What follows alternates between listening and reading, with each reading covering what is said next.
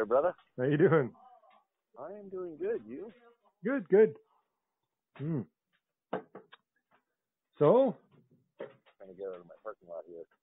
What's that? Trying to get out of my parking lot. Oh, you're trying to get out of the parking lot? Yeah. It's crazy. I think everyone's leaving on time today. This is a very rare occurrence. They're leaving on time? Yeah. Oh. Wow. At work at my place. Is it? Well, I guess you're right in the middle of traffic now. Yep, exactly. I took a different exit, so I could circumvent it all. And they're all waiting in line, going, "Wait a minute, this guy left after us. What the hell?" Yeah, I was a smart guy. He's so smart. Anyway, we did something really cool on the weekend. Yes. I want to talk about today. Yes. That's what's that? So go ahead. You go ahead. What are we gonna do? Well, this was the last day of the Fringe. We went to one of the you call them acts or you call them play. What's that? It's a play. The play, yeah. So we had seen 6 guitars a couple of years back, and the guy who did it this year did one called, was it the Nashville Hurricane. So yeah, so he so the 6 guitars was excellent. Like I'd only ever been to one Fringe thing, and to me that was it was awesome. So just one guy up there, he had his electric guitar and his pedal board, and he was playing well, obviously 6 different personas, and he did it excellently. And this time he played, I think it was it 4 people? There was the Hurricane, there was his mom, there was the manager, and then there was the blues player. Yeah. I think so. There was just 4, right? Yep, just 4. Yeah. So he did a bang up job of that also. And then I guess at the end he was talking about he was going to put out an album that he should have put out quite a while back. Yep. But I would highly recommend it if anybody gets a chance to go see that. I'm gonna try to include links to this guy with his website. There's got to be some YouTube video of some of the stuff. So you're giving it what are you giving it for a ranking? Particular one. What do I give it for ranking on this one? Yeah. Like 1 out of what, 5 or 10? I don't know, 1 out of 5. 1 out of 5. I mean, I would say if I really wanted to be stringent, I would say 4.5 out of 5, okay. Even a 5. Like, I mean, I don't have a whole lot of experience with the Fringe, but for me, like just going to see an act, that was awesome. How do you compare it to 6 guitars? What would you rate that one? Well, you like that one more? I kind of like the 6 guitars more, only because he was using an electric guitar at that time, where he had quite a few different sounds that he was using. It was less story, more look at all the different styles. Yeah, like this one here, he had the acoustic guitar, and he's an awesome player. I mean, he can just tear that fretboard up, like no one's business. But it's an acoustic, and you basically just have one sound. Like he was very articulate and everything, but with the other one, you had a little more options with the different styles. This was pretty much just a Nashville, style. But other than that, I mean, it was great.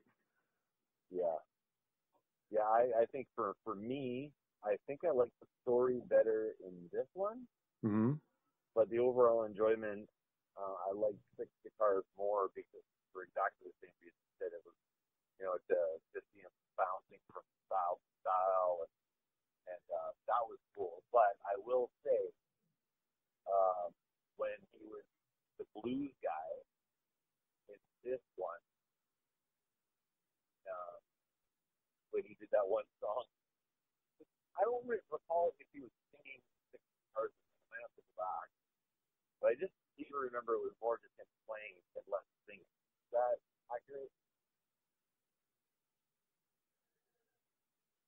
There was more playing and less singing? Yeah, was he singing in six guitars? Right. Was he? I think he may have, because I remember his voice, because he did that Blues Player awesome. And oh my God, yeah. And this time around when he was singing, oh my God, it was like you were in the club, listening to him sing, and he hit every note, and he was strong. Like, his voice is just very strong, wow. his presence and powerful, and it was like, and I guess he must have played this the old blues player, and he had the raspy voice down, and it was just so creamy. Yeah. It was just, I could have just sat there and listened to that all night. Yeah, I could have too. Yeah. That was I guess it was impressive. Yeah, I think that's the thing I was blown away in this one. Like, he's an amazing guitar player, and I'm blown away by his guitar playing. So I didn't expect anything in the vocal part. You know what? And he didn't even need to sing well on the vocal part. It would have been, it wasn't relevant for him to be good on the vocal front. He didn't need to be, but the fact that he was so freaking good on the vocal, that just, like, it totally threw me for a loop. Like, to be that good a guitar player and that good a singer, yeah, that should be allowed. Well, I mean, that's what makes it. I mean, on the poster, on the six guitars, I don't know how many awards did he, or was it awards? I can't remember now. They were all excellent things. I mean, he had a great story, great talent on the guitar, and great singing. So, I mean, he had the whole package. It's like they call triple threat, I guess. Yeah. His acting was really solid. Yeah. He was like, so just like, I guess to give a bit of a explanation to the listeners who don't know who this guy is, I haven't actually checked out any of the videos I'm going to post. Hopefully there's some videos. It's a one-man show, and he's literally, in this particular show, he's literally going into character. He's telling the story by going through the characters. When he presents each character, he takes on the body, the voice, the mannerism, everything. So when he's the old blues player, like, he's old, and he's got his hands all kind of curled up, like he's got arthritis now. Right. And, must have a bad back, kind of leaning forward. And then when, the mom, like, not strutting and stuff, but, he's got that, I don't know, like a female stance or whatever. Yeah. When he's the manager, like, he's got this arrogant appearance. So he literally transforms from character to character. Yeah, he's almost like the he goes from a circuit master, later, like the whole persona as a manager, and then when he goes to the actual Hurricane, I think now I'm trying to figure out now, was it more like, was the kid more kind of like autistic, or there was something? Yeah. So he portrayed that at the very, very beginning. And he did such a great job that when he switched over, it was almost like holy, what the hell just happened? Because he did it so well that you were convinced. He could have very well convinced me that that he was, like, just by the way that I don't know if he studies people and to get this act down, but I mean, he does this act quite a bit, so I'm sure he's mastered. He's mastered it. But he could totally shortcut a lot of stuff, but he doesn't. Very committed to telling the story the way he's told. That's something else. Like, I don't know. I think, I don't know if I give it a 4.5 mm-hmm. at the very least. Right. But I mean, in terms of like, I've seen a fair amount of Fringe. I've seen a lot of Fringe. Right. And I've seen some pretty amazing stuff. And this guy's he's on a whole other level. I've seen a few plays that were, master class level. Right. Yeah. I've seen a few, but I've seen a lot more that aren't. And he's like at the top of the game. Like he's at the top of the food chart, or if you will, or whatever you want to call it. Like they don't. He's a pro. It's really good. I've can count on my hand how many great plays I've seen in Fringe, and I can count on one hand.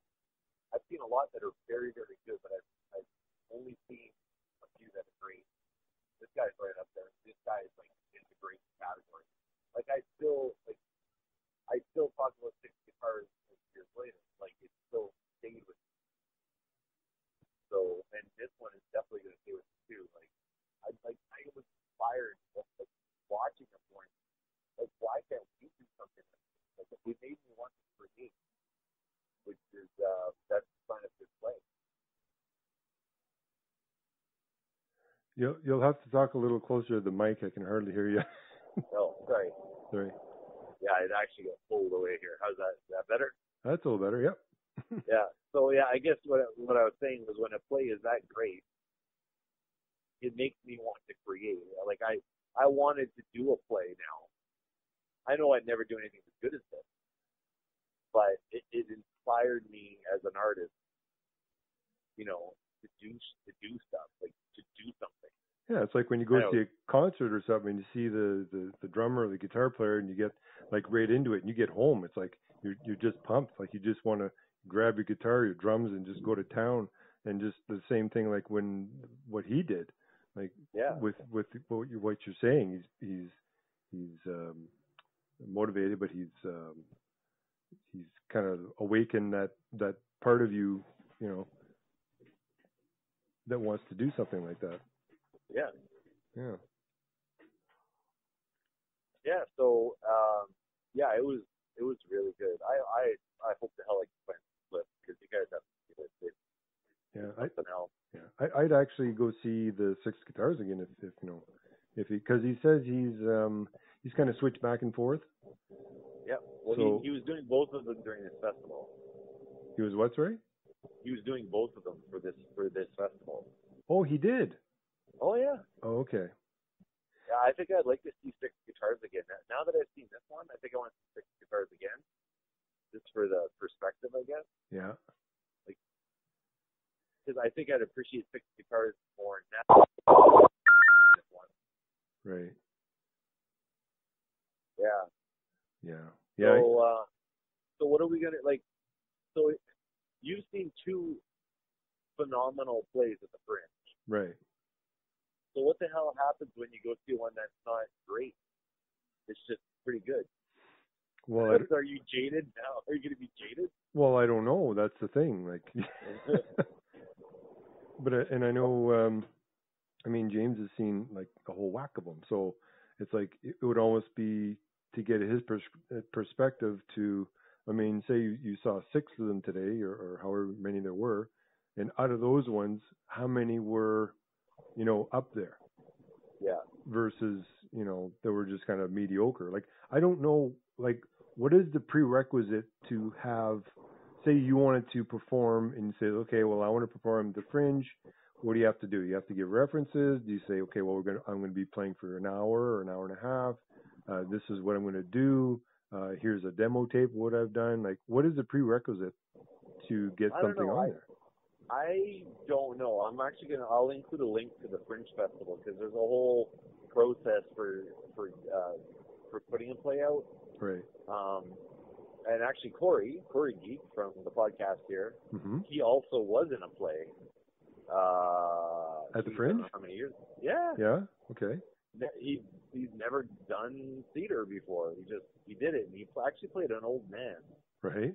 And he was good.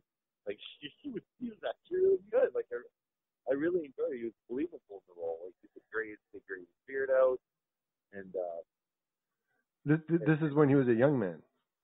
No, this is about maybe 5 years ago. 5 years ago. something like that. Wow. I think it was before him and his wife. Like that.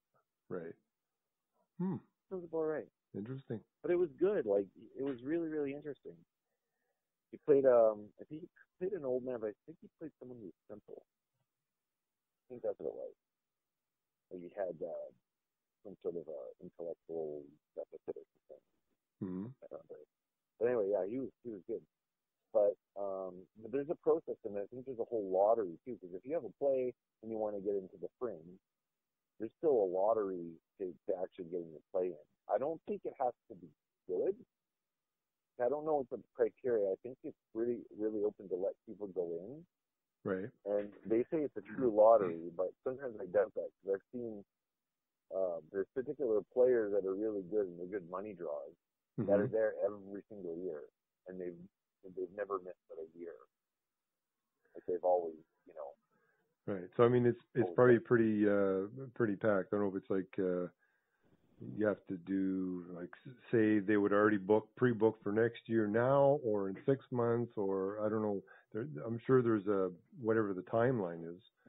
It probably gets booked up pretty fast by the acts that are normally there, or they may even have if you had an act this year, there's a good chance you'll get in next year if you want it.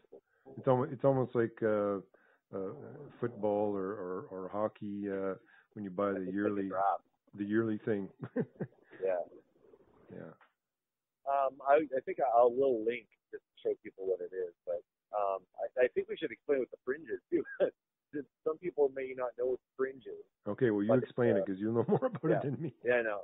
So the Fringe, every year, Winnipeg has the Winnipeg Fringe Festival. What it is a series of plays that play around at multiple venues through the city. I can't remember how many venues it is, but it's a lot. And 13 or 15 venues, possibly more. Until 18. There might be 18 venues. I could be wrong, but it'll be on the link. So there's 18 venues, and there's a play at every single one of those venues every hour to hour and a half to 2 hours at every single venue for like 2 weeks. And then Sunday. Oh, still there? Yep. Okay. The phone did something weird there. Yeah, I know. It just weird. Sound like a fax machine. Oh, it did sound like a fax machine. We have gone back to the past. But anyway, so it's theater. It's all sorts of theater. There's musical theater. There's puppet theater. There's a lot of comedy, a lot of improv. And there's also a similar Fringe festival like in Edmonton. I think it's in Toronto area. And basically, you can do the theater circuit. You just 2 weeks here, then you do 2 weeks there, and 2 weeks there, and I think it's the summer months. So, and then there's also theater. There's the theater season in the U.S. too. So this guy was American, and I guess he does. He goes all around. I know one guy. The theater thing that he had created was called One Man Star Wars. Yeah, I've heard of that. I've never seen it, but I've heard of it. Oh, it's on YouTube. You can check it out. His whole thing's there. He did a one-man Star Wars, and he also did a one-man Lord of the Rings, and it's great. Now, the Star Wars, is it like the whole series, or is it just the first one? Well, he does like the one-man Star Wars. He did. I think he did it like as the 3 films. Then he might have done it as the 6th film. Oh. But he does all the films in an hour and a half. Wow. But he's kind of taking, the fun parts and the funny parts, and he does all the voices, the sound effects, pretends to be, the vehicles and stuff. And it's quite good. Like he toured that for years, and he must have quit his job. But he went all around to the point that TJ Daw was the best. And he got to the point where he was a little bit worried, like for his years of doing this. Right. Now here I am making, money doing this. I don't think these guys make a lot of money. It's like a traveling musician, but right. Like, you don't make as much cash. But George Lucas finds out you can shut it down. Yeah, you do it for the love of it, not for the money sometimes. Yeah, but anyway, he did a private showing for George Lucas in his living room, apparently. Really? Yep. Or not in his living room. I think it was for he went down to Lucasfilm and he did it for the staff, I think, or something. Wow. Something like that, but he got a personal invite to go do that. Well, hey, you do it for free there, and then you advertise it, that you actually performed for. Oh, yeah. When he got to perform it at the Star Wars convention that Star Wars puts together, or Lucasfilm or whatever puts together. This is now like the Disney thing, like performed there a couple of times too. Right. Which I think those will probably be hated. But yeah, so that's pretty much Fringe. Right. James, for me, tends to pick what he does. Give me a lot of ideas of what to go see. He knows which ones are good and which ones are mediocre, which ones are average. Right. And there's a few that I've seen a number of times, like the Stress and Threat. They always do a play every year based around the Greek myth, Okay. or mythological stories. Mm-hmm. But they do it with a sense of humor, like a huge sense of humor, which is really, really fun. Like you learn the story of like Hercules or Sigurd, or like those sorts of things. But they play it for laughs. So you actually learn what the story is, but they tell it with a humorous bent. It's really fun. Mm-hmm. But improv, we've seen lots, and there's also the D&D improv where they actually LARP a game that's completely improvised. Mm-hmm. They have a dungeon master with giant foam dice, and he rolls the dice, and that determines the outcome of what happens throughout the play. Right. And what they do is they do it every day of the Fringe, and every day is the next chapter in the story. So it's actually quite good. I know you'd really enjoy that one. You should do one. I've never done all of their plays, but literally, if you want to know how the story goes, you have to see all of their plays. Right. Which is really smart on their part. But that one's always sold out every year, usually in advance. Now, the only thing I mean, just out of the few that I've been, the people who've gone know this, but the people who have not gone, get there early. I mean, yes. I showed up. It started at, the doors opened at 6:45? And then it started at 7? Started at 7, yeah. 7, yeah. And I got there at quarter after? Because I wanted to get there before 6:30. And I mean, and I went up there, and the line was ridiculous. And thank God James was there, and he was waving. So I was like, okay, he's like way up there. I'm like, okay, good. But otherwise, I mean, you could, because it says something about also, I don't know if this is all of them, but this one here, once you're in, you're in. Because if you go out to the bathroom, whatnot, you're not coming back. Is my understanding. Yep, that's correct. Yeah. So, and what boggles the mind is they serve beer there. What happens when you drink beer? Like, unless you've got a catheter or something, I could not sit through that. I mean, you go for your pre-bathroom before you go in, just to make sure your bladder's empty, so you don't have to get up halfway through and You're like licking salt to make sure that you don't have to compete. Downing salt pills. I just had a beer. I think I saw someone with a salt lick in the. No, just kidding.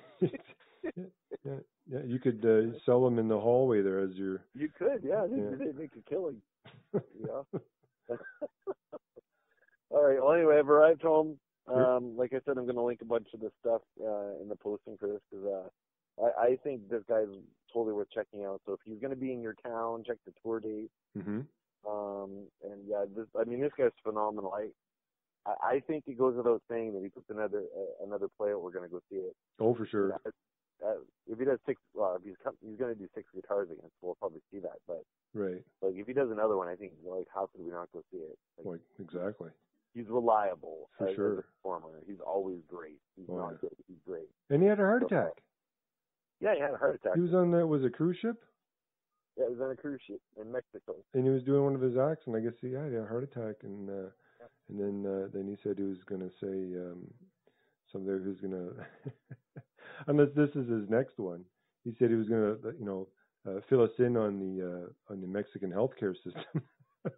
Yeah, well, yeah, he's thinking of doing a play all about the heart attack and all that. I think it'd be very entertaining because he'd be doing all the people on the cruise ship, I guess, or something like that. I think it'd be pretty funny. Right.